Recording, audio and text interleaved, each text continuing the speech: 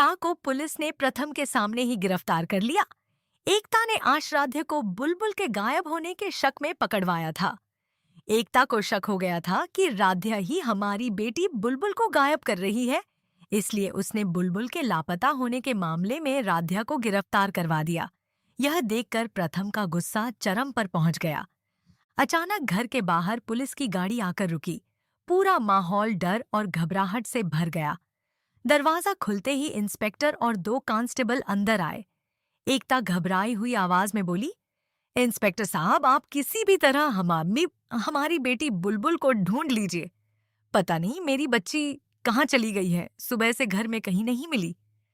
उसकी आंखों में आंसू थे और आवाज कांप रही थी। पूरा परिवार हॉल में खड़ा था।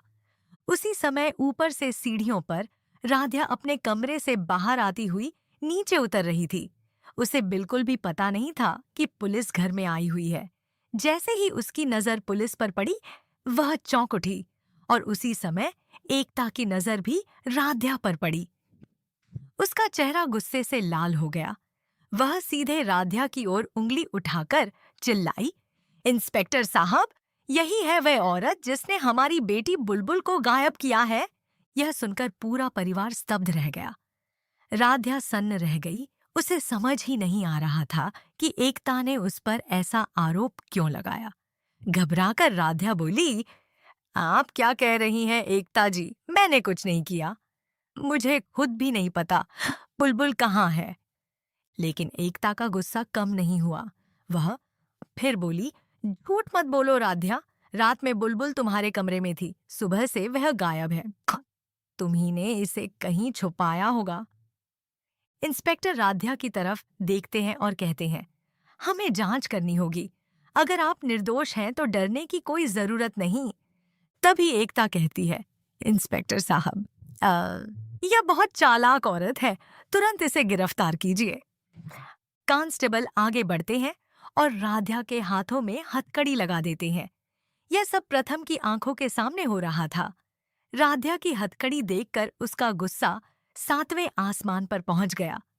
रुकिए, राध्या ने कुछ नहीं किया है। आप लोग इसे ऐसे कैसे गिरफ्तार कर सकते हैं? प्रथम जोर से कहता है, राध्या भला बुलबुल को क्यों गायब करेगी? रात में बुलबुल खुद हमारे कमरे में आई थी। वह हमारे बेड पर सो रही थी। सभी लोग हैरान रह गए। असल में सच्चाई किसी को नहीं पता थी।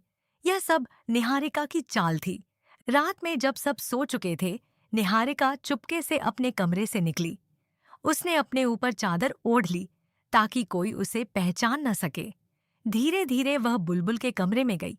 सो रही बुलबुल को उठाकर चुपके से राध्या और प्रथम के कमरे में लेकर बेड पर सुला दिया। सुबह राध्या की आंख खुली और उसने देखा कि बुलबुल उनके बेड पर सो रही थी। हैरान होकर उसने प्रथम से कहा, लगता है बुलबुल अपनी मर्जी से यहाँ आ गई। मैं इसे वापस उसके कमरे में ले जाता हूँ, प्रथम ने कहा। राध्या ने उसे रोका, अगर हम इसे अभी भेज देंगे तो यह नाराज हो जाएगी। शायद इसे हमारे पास ही सोना था। प्रथम ने राध्या की बात मान ली। लेकिन सुबह जब सब उठे तो बुलबुल अपने कमरे में नहीं मिली। घर में उसे ढूंढा गया, लेकिन वह कहीं नहीं थी। घबराकर एकता ने पुलिस को फोन कर दिया। अब राध्या को पुलिस गिरफ्तार करने वाली थी। कांस्टेबल जैसे ही राध्या को बाहर ले जाने लगे, ऊपर से एक हल्की आवाज आई, रुकिए, आंटी ने कुछ गलत नहीं किया। सब पलट कर देखते हैं। बुलबुल सीढ़ियों से नीचे आ रही थी। उसे देखकर एकता की खुशी का ठिकाना नहीं रहा। वह दौड़कर बुलबुल को गले लगा लेती है, लेकिन बुलबुल तुरंत पुलिस की ओर देखकर कहती है, आंटी को छोड़ दीजिए, उन्होंने कुछ गलत नहीं किया। पुलिस राध्या की हथकड़ी खोल देती है। इंस्पेक्टर राध्या से माफी मांगते हैं, हमें माफ कीजिए, यह हमारी गलती थी। पूरा घर सन्न रह जाता है। इंस्पेक्टर पूछते हैं, बुलबुल, अब तुम बताओ, असली आरोपी कौन है? बुलबुल धीरे धीरे सभी की ओर देखती है। उसकी नजर अचानक निहारिका पर पड़ती है। निहारिका का रंग उड़ जाता है।